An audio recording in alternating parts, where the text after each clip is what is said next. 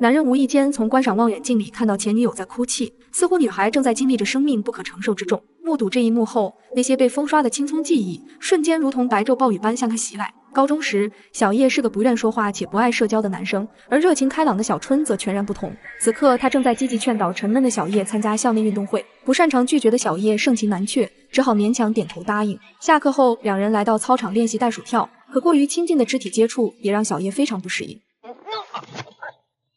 不过，想走进小叶封闭的世界绝非易事。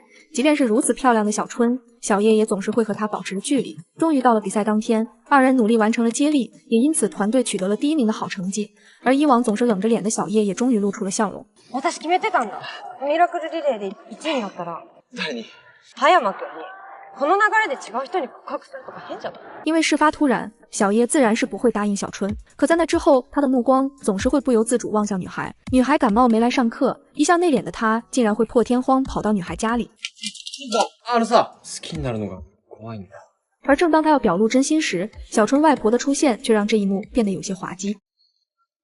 それより気持ちがじゃないよね。小叶说自己害怕喜欢上别人，因为多年前他哥哥离世让他备受打击，他不想跟别人再建立新的链接，因为害怕幸福过后会迎来巨大的空虚，就好比看了一部好电影后那种落空感。而小春则是耐心劝导小叶不要害怕幸福，只有新的东西进入到你的生活，痛苦才会慢慢被冲淡。小春的话让少年醍醐灌顶，他决定正视内心。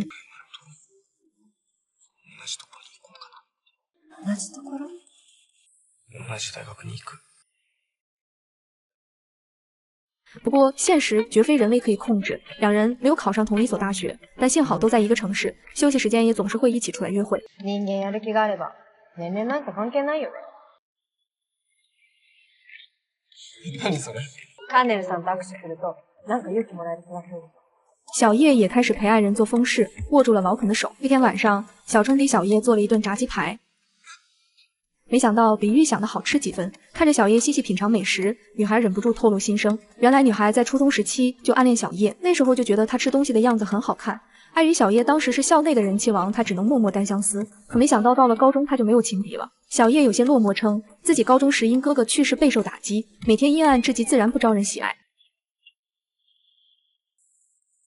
かわいそう。每个人心中都有不愿展露的脆弱聚集。原来她是妈妈和有妇之夫生下的孩子，被生下后就被丢弃给外婆了。而看到女孩对自己敞开心扉，小叶也忍不住将她抱紧。想到承受了这么多的女孩依旧努力的生活，这也给了小叶力量。小春希望自己可以组建一个幸福的家庭，跟爱的人共同抚养几个孩子，去治愈自己稍显贫瘠的童年。没想到小叶竟然也非常喜欢孩子，于是在有些拥挤的出租房里，二人畅想着余生未来。春去秋来，两人也终于迎来了毕业节点。可原本以为顺风顺水的爱情，却猝然生出裂痕。这天在吃饭时，女孩单方面提出了分手，给出的理由也很敷衍，单纯因为交往3年有些腻了。深觉理由荒唐的小叶不舍挽留，可女孩决绝的样子容不得她有过多拉扯。为了帮小叶走出失恋阴影，2周后，好友将她带到了联谊聚会上。而一个女孩因为小叶帅气的外表，就对其心生好感，每天都来到她身边刷存在感。虽然女孩也很可爱，但是小叶对女孩确实没有好感。可这天面对女孩来帮她做饭的邀请，不擅长拒绝的小叶还是应承下来了。但在饭桌上，她张口闭口都是小春，想起以前两人一起吃炸鸡的画面，也让她忍俊不禁。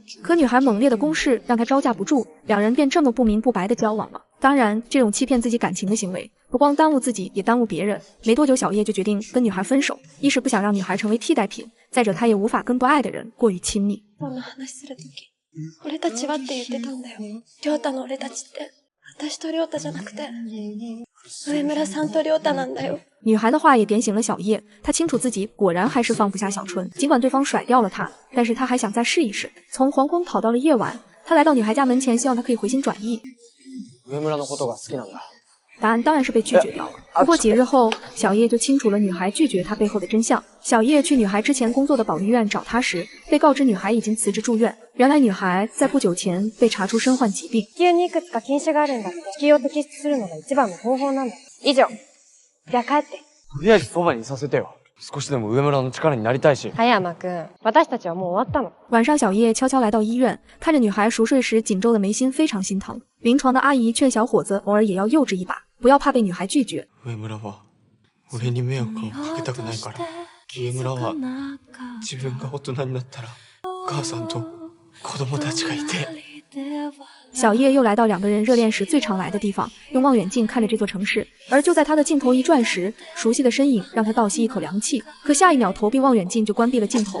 他慌张地抓起钱包，拿出几枚硬币投下，就看到心爱之人痛哭不止的揪心一幕。这是他第一次见女孩哭，女孩跟他谈原生家庭时没有哭，提分手的时候也没有哭。可脆弱不会消逝，他将这些痛苦尽数藏到了黄昏的晚风里，藏在了独处的时光中。想到女孩曾经说，只要跟老肯握手就会获得勇气，小叶不顾路人的眼光，抄起老肯就奔去医院。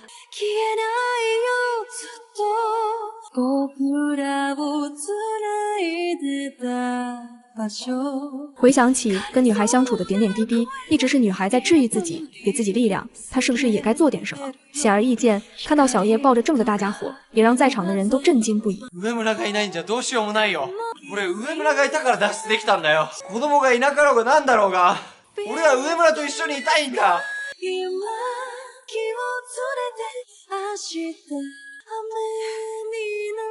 手术后，医生将小叶推出来。幸运的是，并不是所有故事的结局都是离别与挣扎。女孩的手术非常成功，这也就意味着两个相爱的人得到老天赦免，被允许互相搀扶走过余生。不久后，小春顺利出院。虽然无意间瞥见孩子在公园玩耍时，小春还是会忍不住鼻酸。可小叶的支持让他重新获得了力量。都说一撇一捺构成一个人，可拆开来看，人其实原本是一个一，偶尔也需要相互搀扶支撑才能站立。故事的最后，两人来到餐馆吃饭，果然即便是遍体鳞伤，人只要活着就是要好好吃饭的。